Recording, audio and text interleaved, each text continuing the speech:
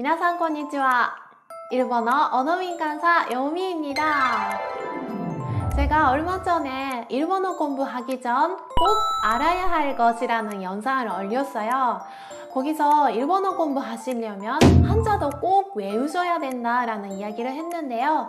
오늘은 일본어 한자에 대해서 조금 더 자세한 이야기를 해볼까 합니다. 요미 찬네ル. 한자 외우는 게 정말 힘드시죠?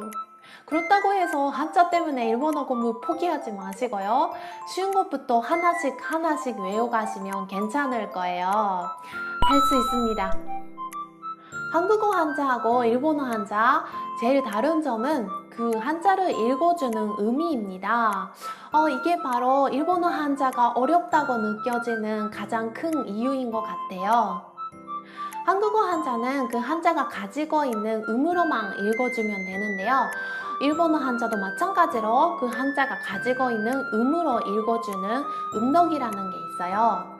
음덕이라는 게 중국에서 한자가 넘어왔을 때 그 한자가 원래 가지고 있었던 소리이기 때문에 한국어 한자랑 일본어 한자 굉장히 음이 비슷할 때가 많아요.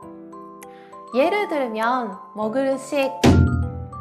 네, 이 한자는 한국에서는 식이라고 읽죠.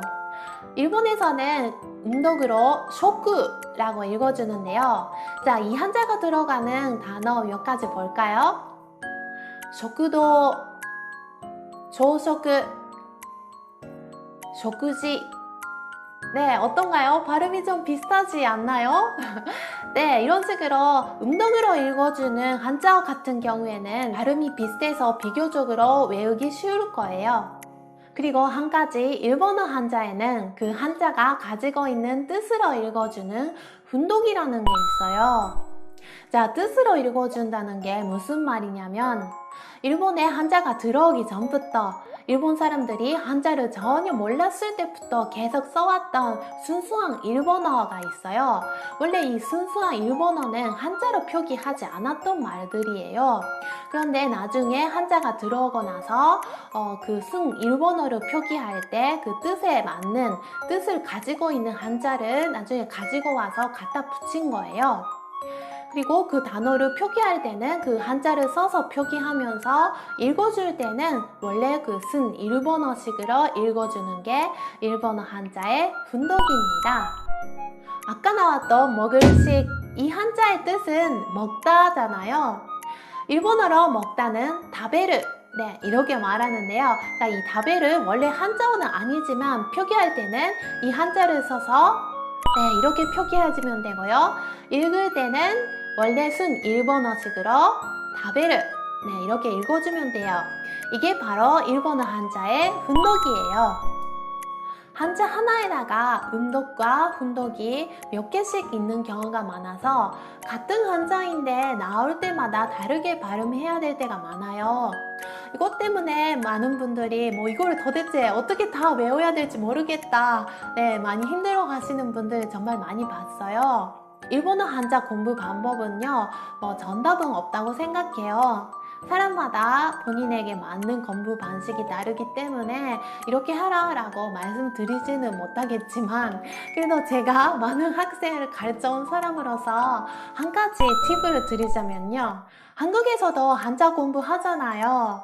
일본어 공부하는 거는 처음이지만 한자는 어렸을 때 좀 배워서 어느 정도 알고 있다는 분들이 일본어 한자를 습득하는 것도 훨씬 빨라요. 당연하다고 하면은 당연한 이야기인데요. 일본어 한자가 많이 어려워서 막막하다고 느끼시는 분들은 먼저 한국에서 한자를 배우는 방식으로 뜻과 음을 먼저 외우는 것도 좋은 방법인 것 같아요. 일본어 한자의 음독 같은 경우에는요, 아까도 말씀드렸지만 한국어 한자의 음과 비슷한 게 많아서 외우기 쉬울 거예요. 한국어 한자의 음독과 일본어 한자의 음독을 비교하면서 외우시면 어느 정도 규칙이 보이실 거예요. 한국어 한자를 이렇게 발음할 때는 일본어 한자는 이렇게 발음하는구나 라는 게 규칙이 보이기 시작하면은 습득하는 속도도 빨라지고 학습하는 게 정말 수월해지실 거예요. 그러면 훈독은 어떻게 외워야 할까요? 훈독이라는 게 옛날에 뭐 한자를 전혀 몰랐던 일본 사람들이 써왔던 순 일본어를 표기할 때 한자로 표기하고 그리고 그거를 발음하는 거였잖아요. 그래서 먹다는 일본어로 다베르라고 한다. 이 소리부터 먼저 외운 다음에 자 다베르를 한자로 표기할 때는 먹을 식 이 한자를 가져와서 표기하면 되겠구나 라는 거를 생각하면서 외워가시는 게 좋아요. 이 한자를 보고 응독은 쇼크, 훈독은 다베르의 다. 네, 이렇게 외우지 마시고요. 먹다는 다베르. 네, 이 소리부터 외운 다음에 자 다베르 이거를 한자로 표기하려면 먹을 식 이 한자를 가져와서 표기한다. 네, 이 순서로 외워가시는 게 좋아요. 그리고 일본 한자의 다른 특징은요, 약자를 써요. 모든 한자가 그렇다는 게 아니고요. 한국에서 배우는 한자의 일부만 간략하게 바꿔서 사용합니다.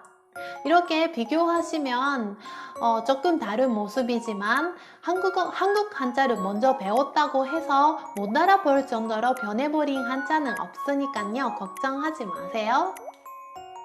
마지막에 한국에서는 쓰지 않고 일본에서는 자주 쓰는 한자를 소개할게요. 바로 이 한자인데요. 이 한자는 단독으로는 쓰지 않고 다른 한자가 반복할 때 사용합니다.